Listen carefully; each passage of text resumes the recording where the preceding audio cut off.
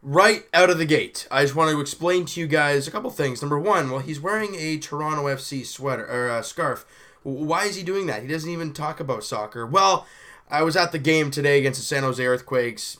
Pop's birthday, got him some tickets. He's a British guy, right? Huge soccer fan, so I had to bring him down. Now the second thing of why I'm wearing this is because I want to explain to you guys. I've seen some comments about why don't you do Toronto FC videos? They're doing so well this year, and they are. And I have been watching them a little bit, and it's exciting. And today they just dominated the Earthquakes like they were nothing.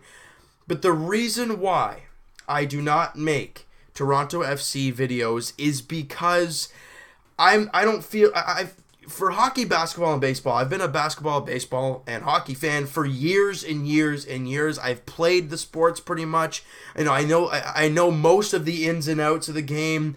And it's just things that I follow really, really closely. Soccer, I personally never really got into as a child, but I love watching it.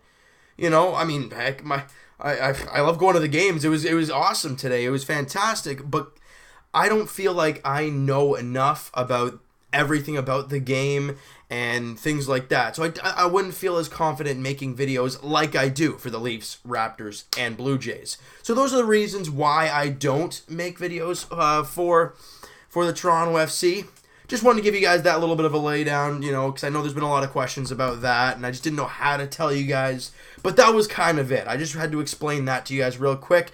Now let's talk about a Blue Jays win. And now, it was a weird one in itself because it was literally a full roller coaster that almost it didn't fall down the cliff. But Blue Jays win 5-4 over the Detroit Tigers. Now, Brett Anderson got the start. All right, that was obviously the big headline coming into this game, and Chad Bell was on the mound for the Detroit Tigers, like we said in yesterday's video. The guy had almost a 6 earned run average. Well, in this game, the Jays in 4 2/3 innings got 5 hits, 2 runs. He gave up 3 walks. He struck out 5 guys, but Brett Anderson went 6 innings, giving up 5 hits, 2 runs. That was all in the first inning. The 2-run shot from Miguel Cabrera, no walks, and struck out 5 guys. He was fantastic. He's been pretty solid.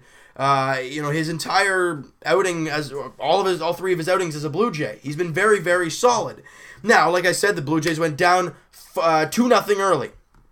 We move to the bottom of the first. Kevin Pillar singles to center. Jose Bautista scores, making it a 2-1 game. Then we move to the 4th inning. Ryan Goins was caught stealing. However, Kendrys Morales comes home to score. Big man boogieing. And it is a 2-2 ball game. Right? And then we move to the 6th inning. Kevin Pillar on a 3-1 pitch drills a ball to left, and it leaves the yard for his 15th home run of the season. We move in that very same inning. Darwin Barney gets on base. Then Luke Mailey hits a 2-out single to center field. Blue Jays, they're putting runs on the board. They got a 4-2 lead. We move to the 8th. Jose Bautista singles. It's 5-2 Blue Jays. 3-run lead. We're going to the 9th. Roberto Osuna coming. He's not coming out. Ryan Tepera's coming out. Okay. A lot of people saying to take Osuna out of his spot for right now. Maybe give him a rest. Give him some time to kind of sort things out. Well, Ryan Tepera just about blew it for the Jays. We're gonna skip right ahead to that top of the 9th inning. Castellanos walked on the full count. Then Miguel Cabrera singled. Then Castellanos doubled. Then Hicks grounded out. But then McCann singled. So they have runners on the corners with only 1 out. But Ryan Tepera gets Jones to pop out and Austin Romine to strike out to end the game. So he barely hangs on to it. But the Blue Jays win 5-4. That's what matters, right? And let's look at what happened in this game. Because I didn't talk about a couple things there. I just wanted to kind of break things down before we go about specific things. Kevin Pillar, probably one of the greatest games we've seen from Kevin Pillar. 4 for 4 with a run scored, obviously, in the home run, 2 RBIs, and obviously the home run. His average is now up to 259 on the season. That's pretty solid. Also, Superman showed up. And, wow. That was a heroic, acrobatic, contorted, whatever words you want to use for that catch Kevin Pillar made up against the center field wall. Oh my God, that was fantastic. Then Bautista made a sliding catch. That was nice. And you know what else makes everything mwah? Richard Urania went 2 for 4 and also struck out twice, but he had a walk to go along with his 2 for 4 outing. And look at this. I know he's only played in limited games, and if you add his 3 at-bats, it's only 19 at-bats in the majors, but he is hitting 300 and an on-base percentage of .417. He's having a very good start to his career as a Blue Jay, and he is 21 years old. Now, that can change. He can go in a slump. He probably will go in a slump at some point, but it's just how they come out of it. Speaking of slumps, Teoscar Hernandez not having a really big start to his season for the Jays, coming into this game hitting only 188, but he goes 1 for 4 in this game, raises that average to 200. So, I mean, it's, you know what, those are the two guys we're kind of looking at. However, there is one more that we're looking at, and we're all like, ooh, that's pretty exciting. Carlos Ramirez. We talked when this guy got called up. 37 and a third innings of scoreless baseball. That's right, all year long, he has not given up a run in AA and AAA. He has now pitched 7 innings in the big leagues. He has 7 strikeouts and an ERA of still 0. He is fantastic. Dominic Leone pitches a clean inning of work, gets a strikeout, ERA of 2.62. He has had a fantastic season.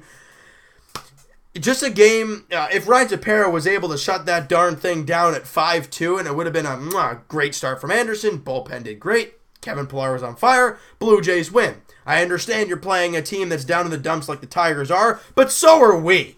Like, come on. We're not like the best team in the league barely beating the Tigers. No, we're a team fighting with the Tigers for the basement kind of thing. However, you get a win. And it's always fun to talk about a win. It always is. And hopefully tomorrow would be another win. That would be exciting. Anibal Sanchez versus J.A Happ in the finale, 107 first pitch. The video will be a little bit later tomorrow because, or maybe it will be, I'm not too sure. I think it'll be a little bit later, kind of like the difference between today's videos. Just because my playoffs, round 2 of our playoffs start tomorrow. I play at 11 o'clock and 1:45, so that's going to be kind of right in the heart of everything. But just giving you guys a heads up there that the video will be out just a little bit later on, but it will get out to you guys. I promise you guys that, all right? So, that is going to do it for this one, you guys. If you guys enjoyed this video and you guys support the whole TFC thing, hit that like button. I do appreciate that. Hit the subscribe button if you guys have not already. Comment down below what you guys think of this ball game. I mean, overall, except for the nail-biting finish that we all thought Ryan Tepera was going to blow the save, but did not. Let me know what you guys thought about Kevin Pillar in this one. He was fantastic. And we'll talk to you guys tomorrow as the Jays look to win the series and get another good start from J.A Happ. Talk to you guys then.